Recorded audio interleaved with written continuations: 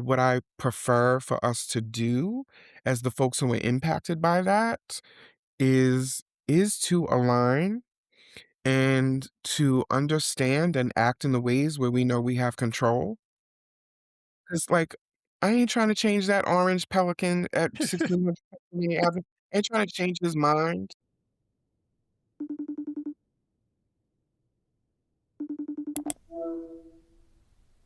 Hello, hello, hello, y'all. Welcome back to the Freedom Collective podcast. Thank you again for being a part of my collective. If you could, like I say all the time, please rate the podcast positively.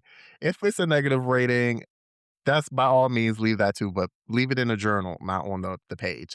But thank you so much for being a part of this collective, y'all. The podcast is doing amazing.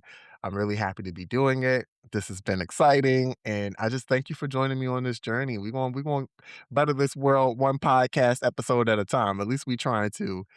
Today, I have the pleasure, the honor of introducing y'all to my good friend, Dawn Shedrick. And Dawn is actually going, I'm going to leave the floor to introduce Dawn for Dawn to introduce herself. But I'm going to say this Dawn is amazing. If you're not aware of Dawn, this episode is going to be really great.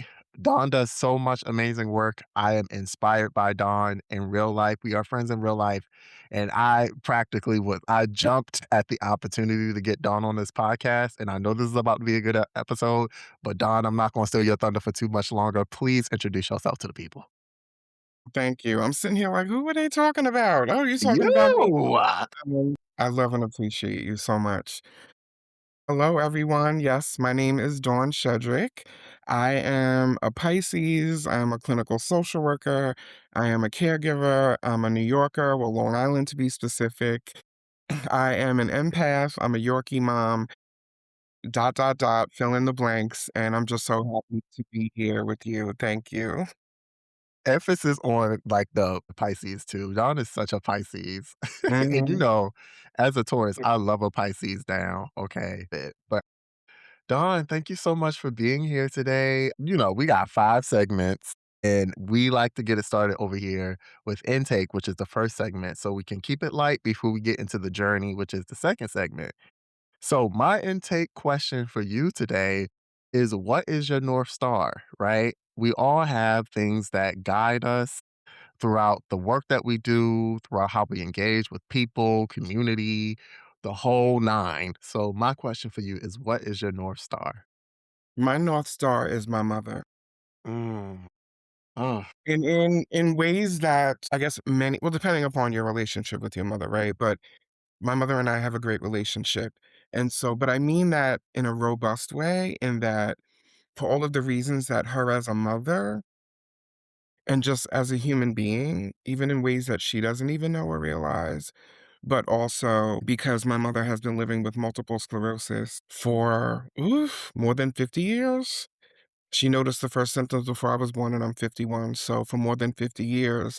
And so as a Black woman mother, with a chronic illness and a disability in the system that we live in, and just the way she has navigated that, the way she has adapted, and the way that she's been honest and real about her experience is not always puppies and rainbows. The way that she, even outside of that, the way that she expresses herself and expresses love, like she's not huggy feely, but you'll eat good.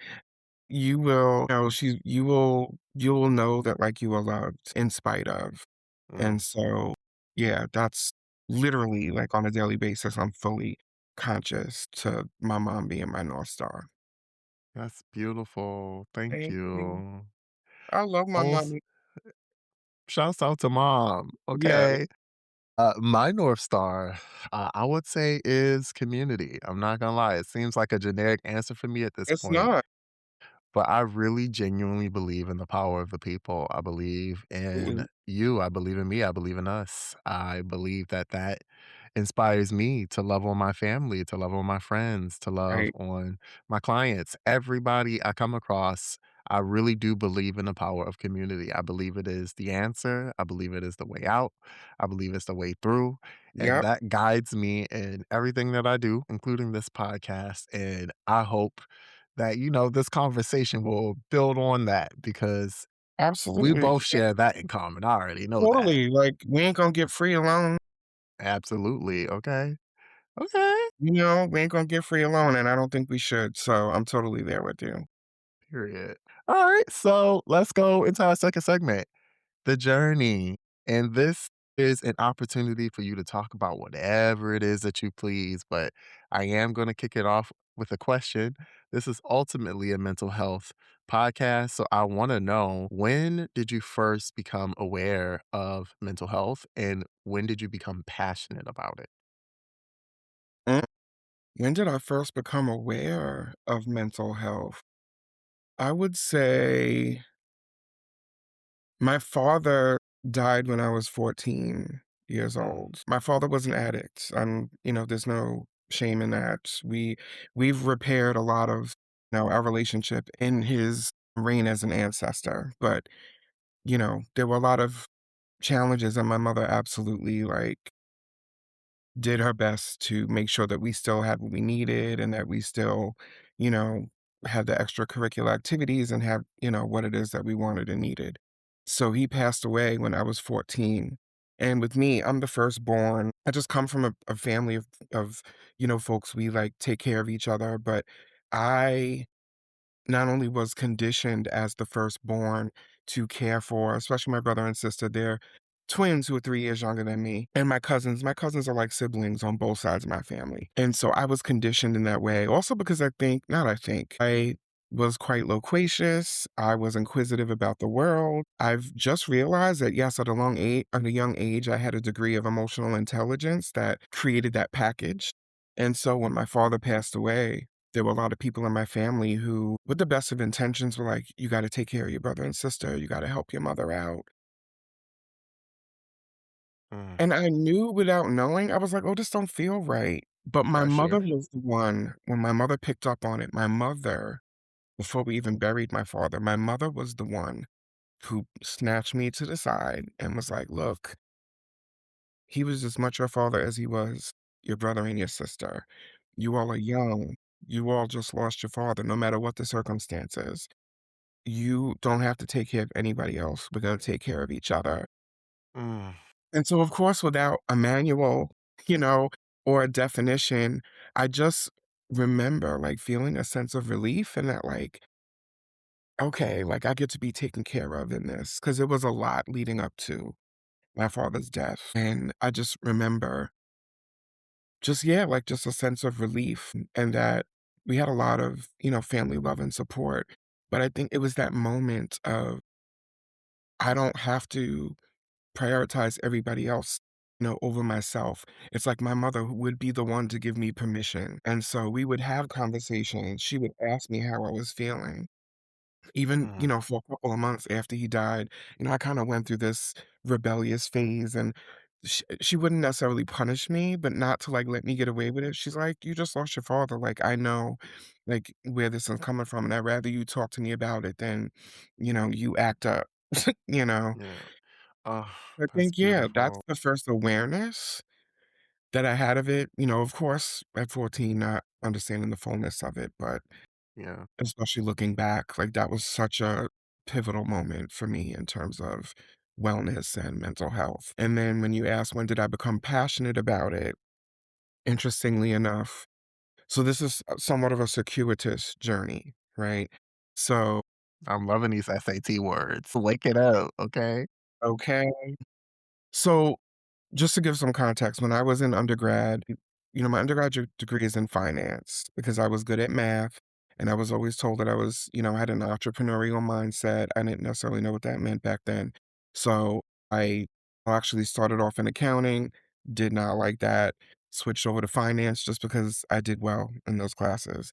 But before I graduated, I realized like, I don't want to do this. So I knew that social work and the people was for me. So I pretty much, went back to graduate school shortly after I finished undergrad. But even then, I was passionate about mental health, but not necessarily at that point as a clinician. So Mm, I was doing case management, I was community organizing which I think for me was like in organizing was one of the, at least professionally, like really helped like form the foundation of my passion for mental health, right? When you're advocating and you're like really looking to change systems. And so that, yeah, that's where I Yeah. became passionate about it and able to look at it through different lenses. When I went to social work school, I was like, "Oh, I'm not gonna be a clinician," because Same, literally. I went to school with folks who were like, "I'm only doing this because I don't wanna have to put in the time to get a psychology degree." And I was like, "Oh, no, that's not what I'm here for." But fast forward, years after, I graduated, was in the groove and worked in all aspects of social work practice. And as I'm also, like, growing and developing politically, socially, just in my own identity, I was also noticing, especially here on Long Island, okay, there ain't a lot of therapists and mental health practitioners that look like me. Yeah. And I know, I've grown up on Long Island. I know this island, like, more than most, and I knew that there was a dearth of resources for us, and I don't wanna say reluctantly, but I was actually invited to study with one of the first mental health clinicians, therapists on Long Island to work with the trans community, like, openly, you know, a Wow. part of WPATH at the time, was one of the first locally to, like, publish, and I was invited because I had worked at the local LGBT center, and I met her and was invited to work and study and, like, be mentored by her, and I was like, "Yes." And It's that amazing. was yeah, that just stoked the fires of my passion was to make sure not only that we had access to mental health care, but that it was inclusive and that it was welcoming and that it embraced like our ways of healing and knowing and being. And I think that has what kept me in the game. If I just had to like sit there and do cognitive behavioral therapy, I don't think I would have lasted, if it was just that, and Yeah. so that's really when I was just like, "Okay, like, Imma do this," Not only Thank for my God too. people, but in a way that, like, invites us to, to be the architects of our healing and to tap into the ways that we know and our ancestors knew that we can heal. Amen. My goodness. First off, shouts out to your mother for giving you the space to be a kid. Unfortunately, so many people are not given that same grace or the Mhm, same opportunity, right? The space to be a kid when pivotal things like that happen, like the loss of a parent. As someone whose father was an alcoholic, like I know how challenging it is when you have to grieve a parent, even when that parent is still alive, right? When you have to mhm, grieve a parent and the things that they go through and how it can come with a lot of pressure. So your mother giving you like the space to just feel through it is beautiful. I understand why she's your North Star. But what I absolutely. find super, super interesting is like both of us are two people who got our start in more community organizing and the Mhm, clinician stuff just kind of found us. And it always is interesting to me how you can get put on a path like, that path is gonna be your path, and I just exactly. love how that just worked out for you. My goodness. Absolutely. So I worked straight out of undergrad in the 90s. I was working with people living with HIV and AIDS. Mm, It's a situation where, like, I'm so grateful for the opportunity, but of course, I wish that there wasn't that need, right? And this was before the protease inhibitors and the medications, and so I'm in my early 20s, like, working with people that I might not see the next day. I'm setting up an appointment to do an assessment, and I might not see them. I'm building relationship with these folks. I'm caring about these folks, but again, I'm also aware of in a suburb outside of, very close to New York City, the dearth of resources, the discrimination, the fear, because we still didn't know a lot at that time. yeah, And that it just stoked this fire in me. Like, I'm gonna, do my part to make sure we get resources, to make sure that the community becomes aware that there is a culture shift and a narrative shift here, that these folks are treated, like with dignity and like respect, just like the rest of us. and it just yeah, it just did something to me, Yeah. and it's I credit all of my, growth and development professionally and personally, Yeah. I can take it back there. I'm grateful for, I'm grateful that at that time I didn't want to be a therapist and, was able to do that work. Absolutely. Yeah, no, that's like so like literally when I first learned that you were working with people with HIV at that time, I was like, that is like one, like you are such a just a gem, an icon, a legend in this community, My and goodness. I think no, seriously, people need to know Thank who you are for real because I think it also speaks to, like, something that is also super important, and it's the willingness to be the first wave of helpers, because I can imagine at that time how afraid people were to speak up or to do anything or to help, and having the opportunity to step up is one thing, but actually doing it means a lot, and, there's a lot happening in the world right now, and I know there are a lot of people who are social workers, who are helpers in general, healers, who are very afraid to speak up because there are people actively trying to make it risky to do so. So the fact that you were willing to do that at that time, the fact that I know you do it now, the role you have as a caregiver in general, like I know that is just so important. And there are people who need to hear it's okay to take that first step and to be the person who's going to step up to the plate and be the first wave of help. And just like the things that you do. Y'all, Dawn is really humble. Dawn was in a documentary like that I saw at we went to this Care Fest. It's called Care Fest. It's caregiving festival a few months back. And Dawn's story is just so beautiful. The way that Dawn shows up as a caretaker and the way that Dawn shows up for the caregiving community, it is just so beautiful. Can you actually talk a little bit more about just like becoming a caregiver, what that means for you, how that ties into all of this, because the people need to know who you are. Thank you. I love you. I love you too.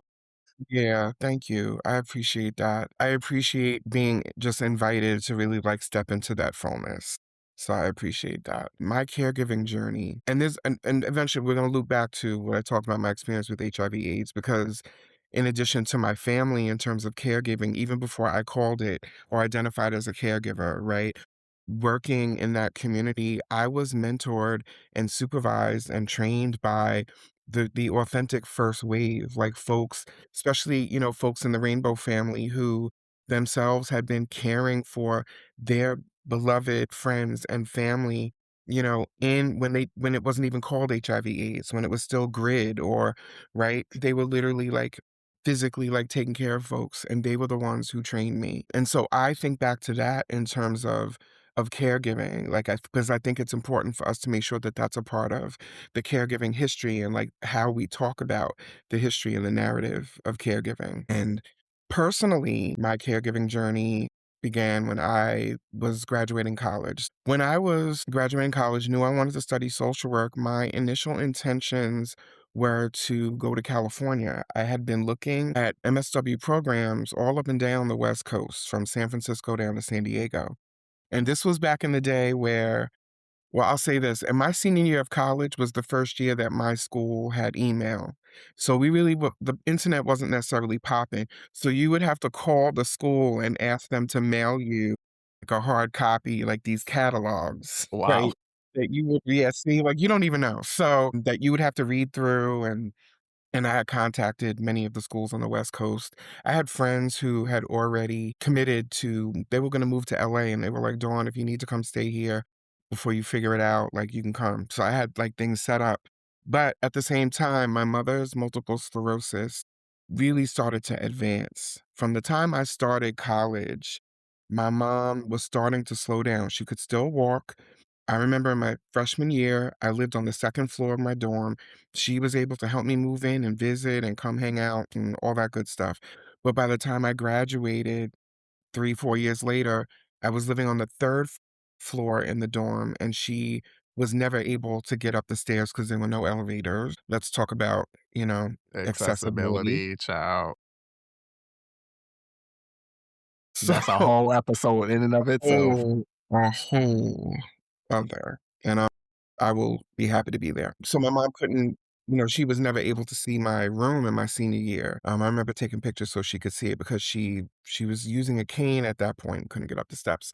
So I'm graduating college. My brother and sister, they had just completed their first year of college. I was able to have a college experience, right? I went away to school. Even though it was a predominantly white college, I still had the college experience, thought I was grown because I was living in another state, everything that came with that, made lifelong friends, and I wanted my brother and sister to have that experience, and again, my mother and I have always been very close, and we just were having conversations, and my mother was like, "I'm just worried, like, what am I gonna do, like, with all of you, like, away?" And I know my aunt had considered possibly, like, my mother moving in with my aunt. Long story short, I said, "You know what, mommy? I'll come home." Mm, And even at first, she was like, "You don't have to do that." I was like, "I'm coming home." And at that time, it was like, I'm coming home just to help my mom. She was still working. Like I said, she could still walk, but with the assistance of a cane. And, I came home, got a good decent job, like I explained, and, was hanging out with friends and going to happy hours and going into the city clubbing and, oh gosh, the 90s, house music in the 90s. That's another conversation. But going into the city, dancing, coming back home in time to go to just to shower and go back to work. So, I didn't call myself a caregiver. At that time, it was just making sure that my mom was okay. Sometimes at that time, I would have to help her up and down the front steps, because we didn't have a ramp at that time. I would watch her to make sure that she would get to the car, and then she could still drive. We didn't have any, adjustments made to the house yet within our home to make it more accessible to her. So I didn't think of myself as a caregiver until a few years in when she had a significant MS exacerbation, a flare up. And that was the beginning of her journey over the next couple of years to losing her ability to walk mm. unassisted. And I had a therapist at the time who specialized in working with caregivers. She was the one who was like, it was just in conversation. She's like, yeah, and with you being a caregiver, and I was like, what? What is that? I love those moments when you get the language for what you've No, been I doing the literally, whole time. I It's was, eye-opening. I was like animated because she was like, what happened? And I was like, caregiver. Well, I wasn't insulted, but I was just shocked. And she's like, I was like, caregiver, I'm helping my mother. That's what we do. Especially black folks, like that's what we Just do. what we do. And then she actually like was like, no, like caregiving is a role. It is a job. You're not getting paid for it, but it is a job. You're not just helping your mother out. That was like the beginning. Caregivers should be paid. Sorry to interject. I Yes. should say And in that. some instances they are in certain states, but it's nowhere near enough. But Not yes, it's anywhere it's a near job that enough. folks get paid for. Absolutely. There's responsibilities. We could Can develop a you job. you actually, like, because 'cause you're the expert, could you break down for the people, like, what caregiving is? Yeah. So, like I said, caregiving, it's a role. There are literal responsibilities that come with caregiving that there are many professional caregivers, who actually perform. So it's not simply just helping out, right? Like there could be financial management or financial responsibilities. A caregiver literally most often is performing, or assisting their care recipient with activities of daily living. We call them ADLs, right? Eating, grooming. You may have to literally like lift and transfer, someone. They may need help with toileting. They may need help getting on the bedpan or a commode. There's also a lot of responsibility in communicating with medical providers or other providers to make sure that everybody's aligned. Because I think, let's get into social worker mode. A lot of folks are not connected in the ways that they need to when it Yeah. comes to someone's care, right? So we're literally like that conduit for all of the providers. It takes time.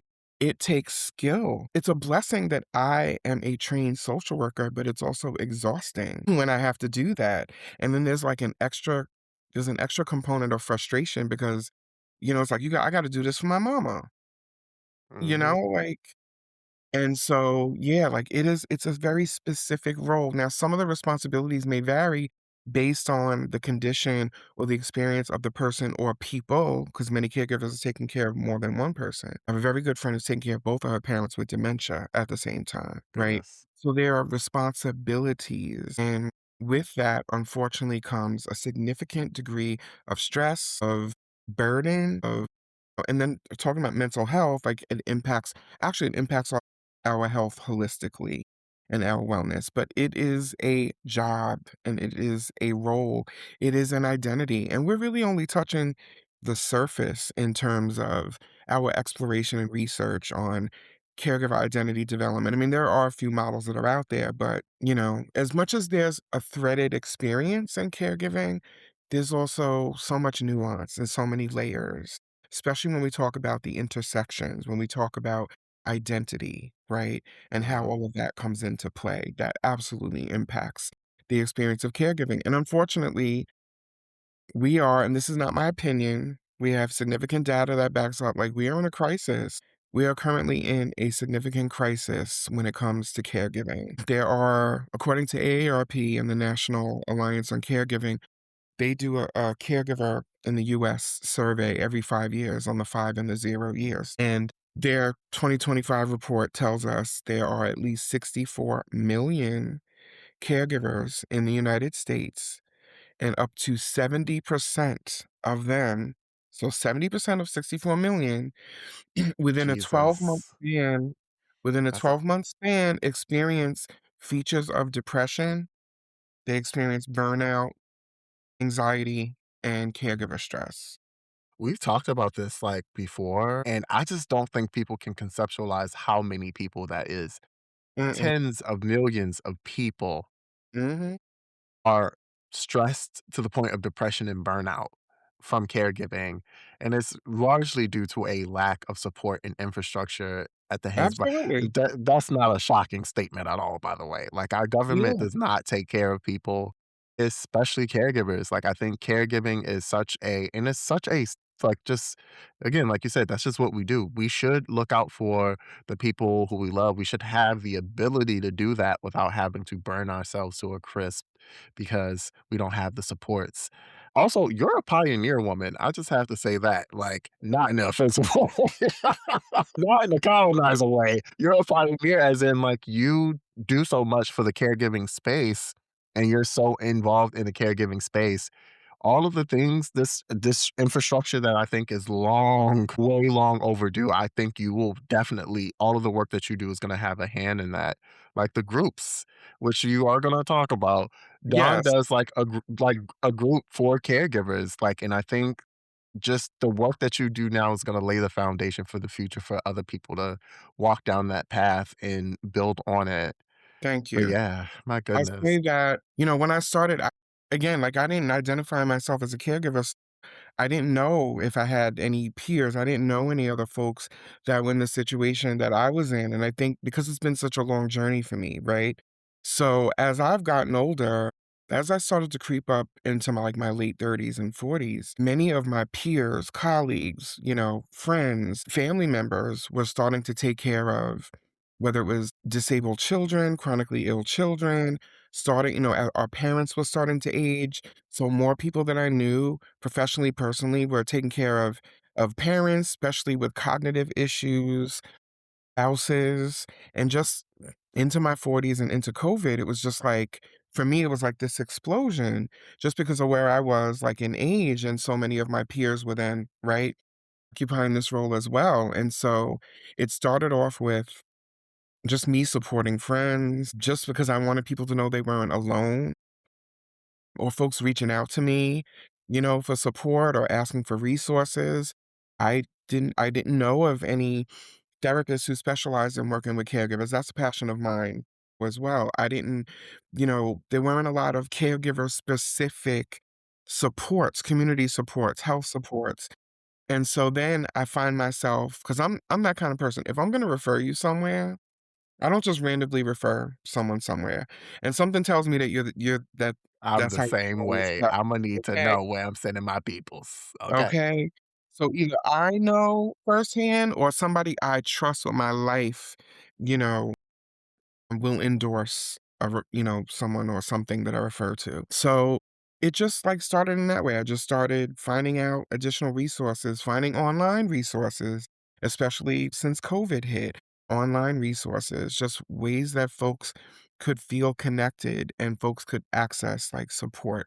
And so, yes, more like supports that are out there, but it's just about finding the right one. And then you have to navigate systems, Yeah. the very system that created the conditions that have us in this predicament doesn't make things better once you have to then revert back to them to get the resources, to get the information, to apply, to get someone to call you back. So I just look at it like, why I'm so passionate is because, and here's the other thing, I go through it myself, like in live time. So just as much as I get frustrated and I want something better for me and my family, I want something better for all of us. Yeah. And I believe that that's possible. We have work to do, but I believe that that's possible. Can I ask you a question? Of course. Because yeah, we are on a I'm curious, right? Because you've been on this journey for some time, and like you said, like, in different age ranges and different life circumstances, people are kind of sometimes pushed into or thrusted into the role of being a caregiver. What is some advice you would have for somebody who is younger, who is coming into this, who might be seeking supports, even listening to this? Yeah, thank you for that. The first thing that I would say is you are not alone. There's a lot about caregiving that, that can render us hopeful and lonely and really like believing that nobody understands. So, like that loneliness, that isolation is not just physical. For some people, it is a physical isolation, but a lot of times it's a mental and emotional, experience of isolation and there are a lot of people in our lives who won't get it. They don't really understand like the nuance and a lot of the rigors of caregiving. And so the first thing I say is that you are not alone. And if you feel that you're alone, find me on the internet, reach out to me. Um, and the internet can be a really good place to start. There are really, really good that I have access. There's really good forums on Reddit for caregivers, on Facebook, even though a lot of us older folks, are the only ones that are still on Facebook, but that there's help in that way. Uh, there is healing in community. Yeah. And That's so if you beautiful. take that step and if you take that first step to go online or to reach out, chances are in these days, you actually might know someone else who is a caregiver.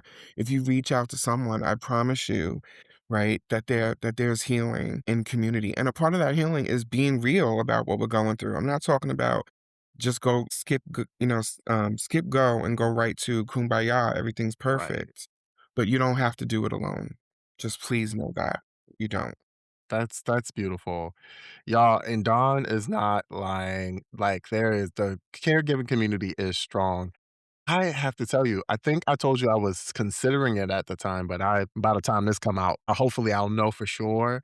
But I applied to get my DSW because of CareFest. I actually You wrote did? like You put the application in? the My application is in. Yay! Thank you.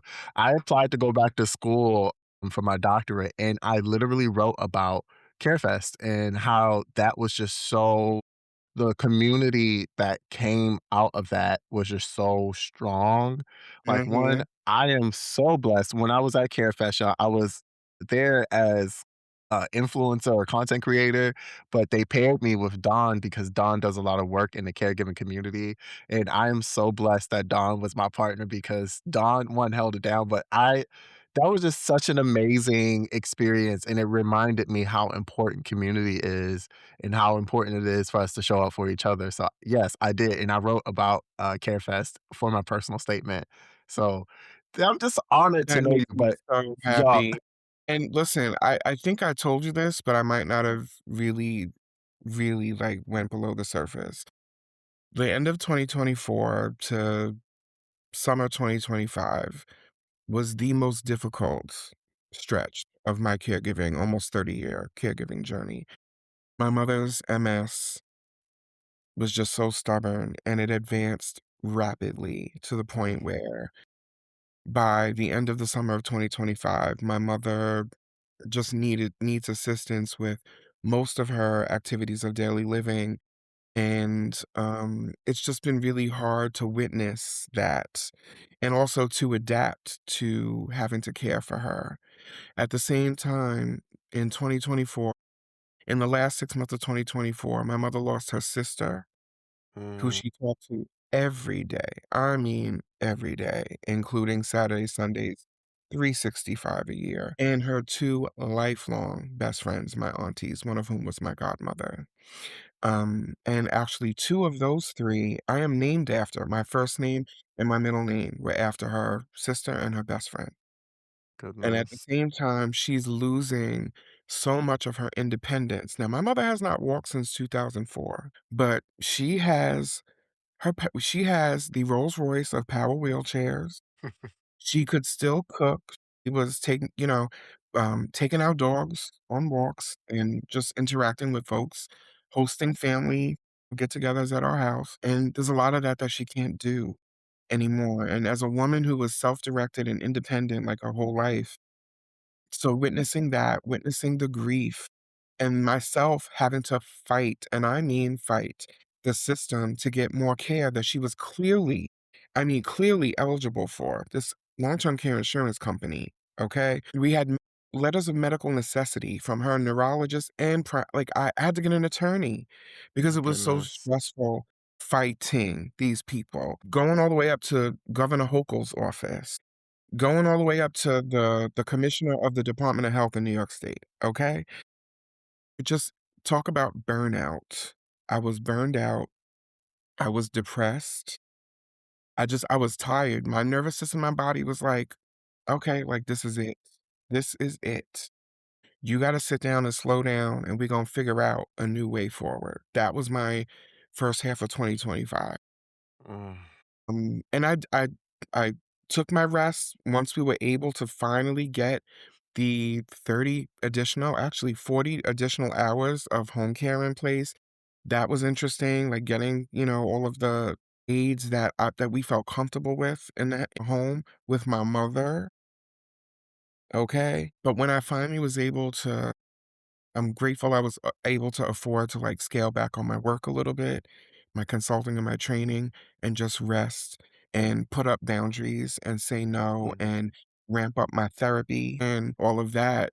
So by the time CareFest rolled around in November and I met you, I was in a really good place. It was like CareFest was almost my return to that type of space, right? Like a national convening, a large community of folks. I knew many of the folks there, but there was so many new people, that I You met. belong in that space. It's so clear, by the And when way. I tell you, like, it just was so uplifting and it just, yeah, it was like Stella got her groove back in November of 2025. And then, yeah, like meeting you after, just following you and learning from you over the years on social media, on the socials. And that was like just such a pivotal moment for me in my journey because it affirms and like you said, being in community with caregivers, like, It's different. because we get it, right? Like we get it. And yeah, it was a pivotal moment for me. Things have been on the up since then. I'm still, I'm a recovering yes girl. So really honoring boundaries for my own benefit, not anybody else's, for mine.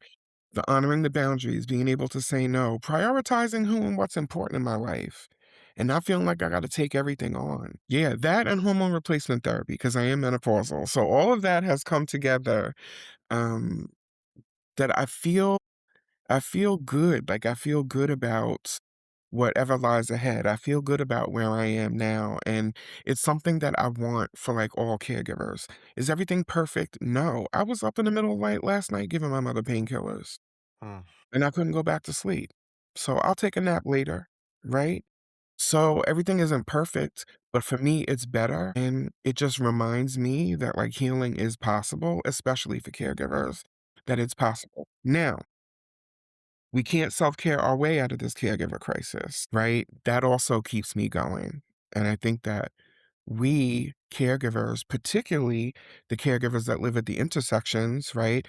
Black, trans, disabled caregivers, because they are out there, disabled caregivers, Yeah.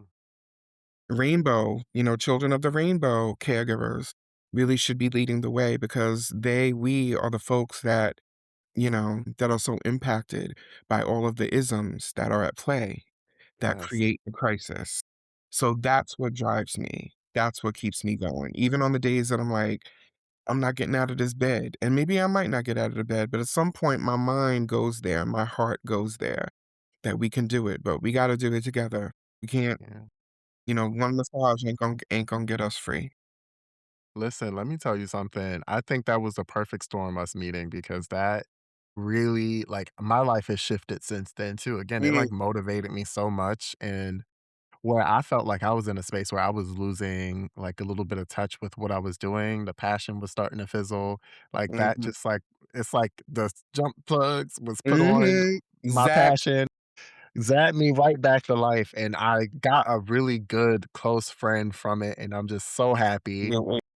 And I just like, y'all, like, I cannot emphasize enough. Dawn is doing really amazing stuff and is going to be doing something really big and important towards the end of this year. I won't spoil that for you because that's something that's still in development. But literally, the caregiving community is also so welcoming.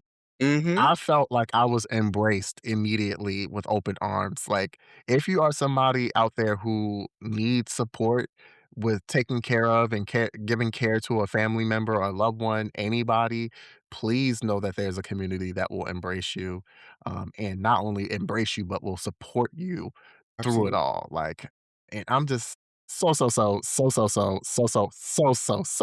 honored to say that I'm your friend. Like, honestly, I Much want more. people to know how amazing you are. Thank you. Tell us about the group. Tell us about the group. Okay, thank you. Big up So yourself. I'm a lifelong journaler. Back when I was, I don't know, 12 years old, back when we called them diaries. So back then they were diaries. Well, I didn't know them as journals.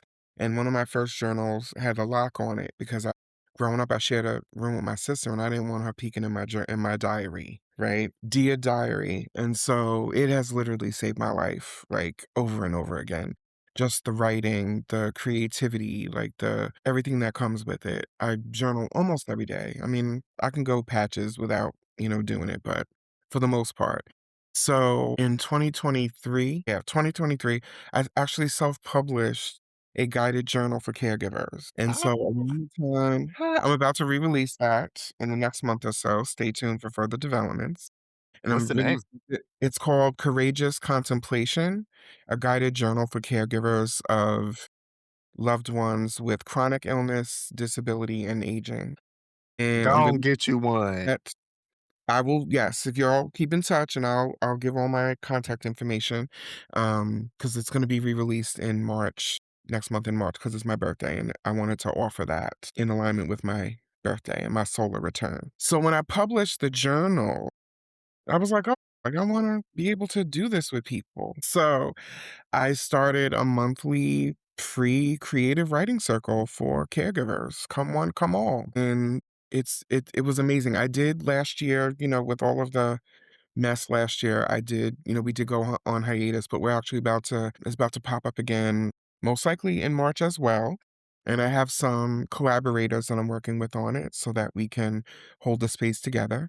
And we got together once a month. We started with a creative warm up, which could be writing a poem, it could be writing a short story, something of that nature. And then we took time to reflect on and write from a prompt that was most often directly related to caregiving, but not always. And yeah, it was just an hour and a half each month that many of us came together and folks were like meeting new friends and just expressing themselves. You didn't have to be like a Pulitzer Prize winning writer. You didn't have to call yourself a writer. You didn't even have to write. I would just meet folks where they're at. If you want to type into a Google Doc or if you just want to reflect in your mind and then share later, that's fine. But even for me, just like the healing, through Yeah. community.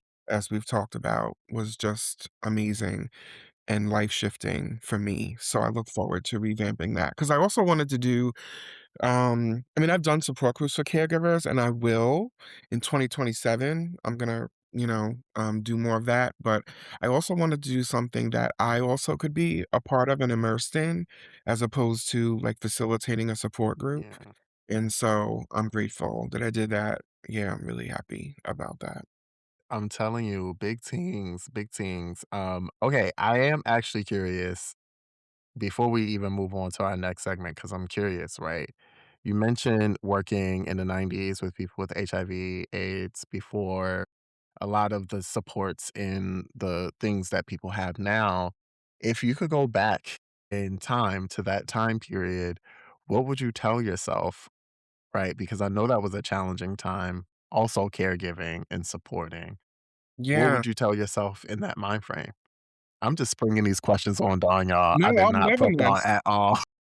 I know, and I appreciate the conversation. Well, one of the first things that I would tell myself is that it's gonna get better. Because like I said, when I first started, as much as I was passionate about the work that I was doing, this was before the medication. So like I said, I had clients who were transitioning and as a 22-year-old and a Pisces with a Scorpio moon, So you know you felt that. I was just like, "My goodness," you know? And so the one of the first things I would say is, like, there's some big shit that's, like, coming very soon that's gonna shift this, particularly in terms of care, right? Where it then, shifts into a chronic illness. So that's absolutely one of the first things that I would say. But I also would tell myself that, like, you're enough and you're doing enough because I often felt, because when you're dealing with not just the illness and the impact on the community, but also, like, again, the systems, it was overwhelming. There certainly were times where I feel like, "Well, what am I doing? What are we really doing?"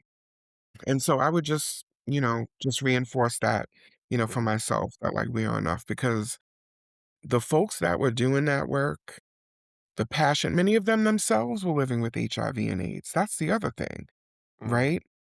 That's also where, like, I came to be, like, that was my baby queerness. My baby mm. Black woman queerness, like, being around, like, all of these folks who are, like, my older siblings, my mentors, that's, like, where I really, like, came to be, and, yeah, I would just, like, remind myself, like, "It's okay. Mm. Just keep learning and stay connected to the people." I'm still very good friends with many of those people I worked with or who mentored me back then. I'm very grateful, that I'm still connected to so many of them. That is beautiful. There's a big lesson up in there too, right? For the people Mhm. who are struggling to hold on now, right? Yeah. Good is coming, more is coming. We have to continue to push and challenge these systems. Not only that, but more is coming. Better is on the way. It does get better. It might not seem like it sometimes, but when it doesn't feel that way, lean on the people around you. That's why we have community. That's why we have the loved ones we have. Right, and that's why That's our stories it's so important for us to tell and carry the stories, right? Because when the books amen. are being banned and the journalists, are unfortunately being arrested and they're trying to, like, suppress, the stories and the history and the truth, that's why it's important because the other thing is, like, we have history to remind us. It might not, look exactly Ooh, like it looks today, but we have history to remind us. That's another thing I go back to when I feel hopeless. We wake have that one up history one to more time for me. Oh my goodness. The people need to hear that. we have history. Our ancestors, our elders, right? Like, we have history. So in those moments where we need, like that affirmation, when we need to be reminded, that's what we and who and what we can lean into. That's why it's important for us to be woke, right? No matter how much they've co-opted that term, like that's why it's important for us to learn, to listen, right? And yeah, to like just stay connected and to remember that, like, yeah, we gotta do this together. And that's why. Amen. Thank you, Dawn. Oh my god, that was beautiful. Alright, Thank y'all. you. We ain't done just yet. Let's go into our next segment. Okay, so this is Ask Dr. Durack and Friends, where the collective, the people listening, the audience, they get to ask a question and we answer it together. And this is, I think, a really apt question. We got an expert in the building, but this question states, what does it mean to really be emotionally intelligent versus emotionally aware? Do you want to take a crack at it first, or you want me to take a crack at it? You take a crack because I'm in my Pisces mind and heart right now. But yeah, like you, Right. And you know, I'm a Pisces moon, so I'm like, you just, how don't you feel it? But nah, I'm kidding. mm, So being emotionally aware in my mind represents like just knowing the feelings, like feeling the feelings. And it could be a little overwhelming if you don't have the tools and the skills to process through those feelings. I think the intelligence part comes with applying skills and tools to do something with those feelings, right? It's not just enough to be aware of them, it's how you process them. One of my favorite methods when it comes to teaching people how to process emotions, and I talk about it ad nauseum because it really works. It's called the RAIN method, mhm, where the R stands for I know you know. Recognize the feeling, allow yourself to feel it, investigate that feeling with kindness, and non identify with that feeling, right? You don't want to let your feelings guide you to the point where you identify with them, right? I am Shahem. I'm not depressed, but I do experience right. depression because your emotions are an experience. That's a really quick summation of that. But Mhm, when you have the skills necessary to process emotions, processing through it makes you emotionally intelligent.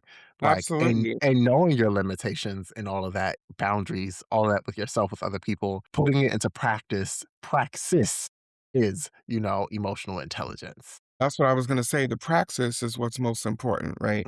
Because Mhm. I come in contact with a lot of folks who think like, like as you're coming out the womb, like there's this lightning strike that hits you, and now you're blessed to be emotionally intelligent, and that's the only way that it can happen. And I'm like, no, we all have access to that. And even no matter how you score on an assessment or a 360 or whatever, like, yeah, like you have to put it into praxis. It is active. And we also continue to learn. We condition that muscle like over time. But absolutely. I mean, ditto to everything you said. But what's most important about that to me and like what keeps me grounded in it is that it's a practice and it's not necessarily a destination. When we are employing those skills, like great things happen. It's healthy. It's healthy for us and those around us. But yeah, we still have to put the work in. Absolutely. I always say, you had to learn how to ride a bike. What make you think you ain't gonna have to learn how to process emotions? Like, yeah, you do. You are not born with that, and Okay. you. A lot of us weren't Maybe it's taught by. Maybelline. Maybe Look, I was born with it. No, it's Maybelline. it's it's actually Maybelline, baby. And you are not born. A lot of people need to hear that, and a lot of people don't confront like that lack of emotional intelligence because they think it's something that's innate and not something that they have to Absolutely. learn. You have I to have practice those skills. absolutely. Yeah, almost like empathy. It's like folks think like poof, like it's in your DNA, and that's for me, like understanding that no, it's not this divine, appointment, intervention or like blessing that like you have access to that. And I hope that that's what shifts people and what, has folks understand that this is accessible to you and that you can do this or achieve this. Now, this is going to be a really large question because I just want to follow up on that. It's going to be a large Okay. question. I don't expect you or me to have the answer to it, but the empathy thing, right? We are in an empathy crisis as a society. There's a complete lack of empathy. Do you think there's a way for us to address the lack of empathy for people as a society? And I'll even set the scene a little bit, right? Okay, I was gonna ask something a little specific. I don't know if you saw that video of the comedian who had the ICE tip hotline. Yes, and I heard the video. The teacher who reported the, like, Yes, complete lack of empathy or awareness of how her actions and behaviors can impact other people. How do we address people who have a complete and utter lack of empathy for other human beings in a society? Because right now, if I'm being honest with you, I'm at the point where it's like, these people need to die. And I know that's not the answer that's actually applicable. Some of them do. But I'm curious what you think we can do as a society to address the empathy crisis. Lord. I know that's a big I don't have the answer either. No, and I don't in this moment, but I'm not too far removed from what you said about where you are right now. And in terms of empathy, I have in this moment, in this time, and also as a protective factor for myself and like just folks that I love. And I don't even mean people that I know because I like love well, most all people, but I love, right, the people who look and feel and act and exist in this world like I do. I choose empathy like in that way because I think it adds another level of burden for us to then try to model and teach empathy for folks who are just so committed to the privilege and are so used to the benefits of their privilege. Mm, Do I not hold out hope? No, that's not the case. But I rather in this moment be that and embody that with with not gonna say like, oh, just with us. But I don't approach it, at least now, that doesn't mean it's not mm, gonna change, but I don't approach it now as if I'm gonna be like the beacon of empathy so that that teacher who made that call will become right. empathetic, be open to it, Wow. right? I also feel that we are at such a crisis point that what I prefer for us to do as the folks who are impacted by that is to align and to understand and act in the ways where we know we have control. Mm. 'Cause, like, I ain't trying to change that orange pelican at 16 minutes I ain't trying to change his mind. What am I gonna change his where's he gonna well, okay, let me stop because I'm not trying to lose my license by diagnosing someone, but let's just say someone with narcissistic features and qualities, A you and lot I of as them. clinicians know you can't change that. They don't have that capacity. Now, am I saying every person who benefits from white supremacy and privilege is necessarily a narcissist? I No, I will. think there are aspects of okay, okay. I was gonna say there are aspects of it, right? A lot of them. So I'm not trying like universe, understand what I'm about to say. I don't know in this moment that we're gonna empathy our way out of this. Yeah, At well, least not to no, that teacher in that phone. Not to agreed, that teacher and her people. And agreed. I'm totally okay with that. I'm totally Beautiful okay. answer. Perfect answer. I cannot add to that because I think that's actually it. Thank you. I think that was more of a question for me, and that was reassuring for me because I'm like, am Well, I tripping? Because no, but I think it's those questions and those well, let me just say for myself, but I do believe that it's in the question. That's how we learn. That's how we grow. That's how we become self-aware. Like that's how we can shift. That's how we can transform. So that's like a perfect question. And I think that needs to be among the questions that we consistently ask ourselves. Like I said, that may change. I don't know. It probably won't. But it's still important for us to be able to chew on yeah, questions like thank you. With that. that being said, okay, let's move into the fourth segment. So these next two segments move really quickly. So I ain't gonna hold you for too long, but I am That's really, good. really, I'm here. really happy that you're here. What's your anthem? So what's your anthem is where we share a song or a piece of media that keeps us like up throughout all of these chaotic day to days. So I will pass it to you, but if you want to pass it to me, I can go first. It's up to you. No, I'll go first, especially when it comes to my anthem because I listen to it several times a week. So now I'm showing my age, which I never mind to do. Like I'm totally okay. Gen X, like to the Period. max. But my primary anthem, because I have several, but my primary anthem is from D Train in the 1980s. I think the song came out in 1984. Keep on. Mm, And so there's and it's been sampled, particularly like the part I'll tell you the lyrics. This particular part, like, is just uplifting, and it's a reminder that, like, we got this. It's a reminder, like the name of the song, "Keep On." Like, I can't let nobody keep me from reaching the top, you period. know? And as a kid in the '80s, like, I'm bopping and dancing to it, right? Not, like, really embracing or understanding or processing, like, the power of these lyrics, right? But you can't let nobody keep you from reaching the top. I can't let nobody keep me from reaching the top. And that's just for me, like, a reminder. It's a to me, it's a cool groove. I love to get my bop on. I usually play it in the morning to help get me ready, for the day, or sometimes a lot of times I listen to it in the car too, and sometimes I won't listen to it in the car because Pisces, Scorpio moon, I get up into a song, and I don't wanna get distracted and forget where I'm, trying to drive to. About to look this one up. Mhm, and I'll send it to you. But yeah, he just says reach, just like keep reaching the top. Period. The Mhm. one I'm gonna choose for today, oddly enough, American Requiem by Beyonce. Okay. One, just the vocal stacking in that song alone, like, I feel it in my bones. But I just think, like, that song is so beautiful. It really Cowboy Carter, I know, had a lot of people up in arms because of the Yeah, Americana I know, the Americana imagery, but I think the way she challenges what America is, what America stands for, the history, how it came to be, and how she does so in such a beautiful way, it just it's always gonna hit for me. Beyonce, you ate that down, 10s absolutely. across the board, no crumbs. Okay. Absolutely. That's on, well, one of my but that's on one of my what I'll call I'm now gonna change it to my anthem playlist, but that's to my inspo playlist. I have that. I have, of course, Donny Hathaway's "Someday We'll All Be Free." It's Come just a on, Donny beautiful Hathaway. song. So what I love is the beauty of the song and the music.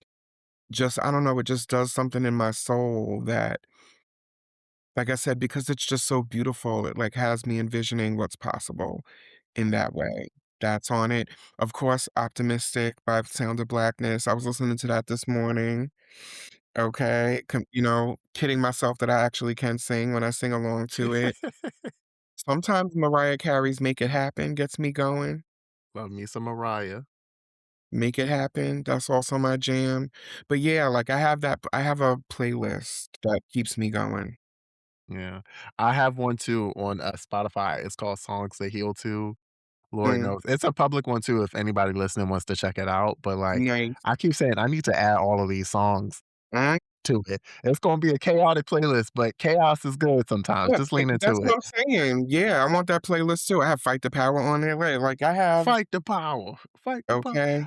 Alright, let's move on. Our last segment, y'all, this is the toolkit, and this is where we share, one thing in our mental health toolkit so we can all expand our mental health toolkits, help each other out, you know what I mean? Dawn, I'm gonna go first. You went first the last time, so Okay, go I'll ahead. take a little pressure up off you. Actually, you know what? One thing that I'm going to call on today is a book, My Grandmother's Hands. I don't know if I've said that before on the podcast, but I think that book does such an amazing job at tying together mental health, trauma, and institutional and systemic issues like racism. If Mhm. you're not familiar with it, get familiar with it because in the book, I love how he talks about white supremacy being generational trauma passed No, down from no, white yep, person to white person. Get read the book. Okay, everybody should be aware of that one. But yeah, absolutely, that's my contribution this week. How absolutely. about you?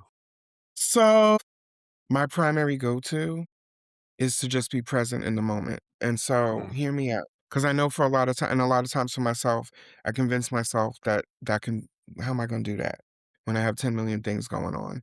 How I've come to appreciate that and know that I can access it at any time is there are times, and I am not exaggerating, in my day where taking out the trash at night might be the first time that I've been able to breathe or to even just have like a quiet moment. And I will enjoy walking to that trash can. You hear me? I will be present. A lot of times I do it at night, right? So I walk down my mother's ramp. I look up at the sky. I notice, and I love stargazing. Even if there are clouds, I just love to look at the sky because where the ramp is at my house, you really see the open sky. So I'll stop at the landing, I'll look up, I'll take a nice deep breath, even in these cold temperatures. I did it last night. Walk down, plop that bag in that trash can, walk a little slower than usual back into the house, that might be 2 minutes, and it literally might be the only sacred time that I have like that for the day, and I'll give you another time. I was just talking about this with a fellow caregiver earlier this week, and she was like, "What? Sometimes going to the bathroom becomes my sacred time." Well well, in addition No, that's to the health real. benefits of releasing, but it literally is just that quiet, well, in my bathroom, quiet and where I can just be still. Sometimes, it used to be like taking a shower. There's sometimes I've had to get out of the shower in terms of caregiving before, it's done. Chances are, I can't get up and leave the bathroom until I'm done, right? And so just being present, like in that moment, in that, even if it's just literally 60 seconds, you just go through the sensory flow. What do I hear? What do I feel? What is that tactile? What do I smell? What taste or flavor is like lingering on my tongue, even if it's not the best one? So just give yourself like that moment. And I promise you, Yeah, for those of you that are listening, if it's literally only 30 seconds, and I'm not lying, there are times where for me it was only 30 seconds, just take a deep breath, really connect to what's surrounding you. And it's not about, oh, the sounds have to be beautiful, music. It could just be, for me, I yeah, might hear my dog barking in the next room because usually they are barking. But to just be present, it's a gift to yourself. And I'll tell you, for me, it got me out of the anxiety of and the story of I don't have anything or any time for myself. And I don't, there's a lot of things that we can't control, especially in caregiving, but in mm, life in general. It forces me to focus on what I can control. And if it's just 1 minute of me being present outside in the cold, looking at that sky, then, and we also know there are scientific benefits to that. yes, But literally. without having, without citations, just know that there absolutely is an impact on our mental health and well being. Thank you, Don. That is not a lie. I did a mindfulness, I call them mindfulness walks. I did one not too long ago, and I realized, like, as I actually allowed myself to be in that moment, damn, when's the last time I felt a breeze? Mm-hmm. You'd be surprised at what can Mm-hmm. happen and how beneficial it could be to take a step. But all Mm-hmm. right, y'all, thank you so much for tuning in with us this episode. Thank you, Don, so much. Can you tell the people where they can find you? Yes, you can find me, well, there's a few places. So you can find me on Instagram at the Caregivers Click, CLIQUE, where it's actually a good click and not a Mean Girls click. No Regina George in this Caregivers Click. You can find me online at www.thecaregiversclick.com. And you can also find me for the professionals, for the mental health professionals. You can find me on LinkedIn at Dawn E. Shedrick, LCSW. Thank you, Dawn. Y'all, Thank you. please don't forget to drop questions for the Ask Dr. Durag and friends. Please rate the podcast positively. And again, if it's negative, keep it in a diary. And thank you so much for tuning in. And remember, you are doing much better than you know. Until next week. Bye, collective.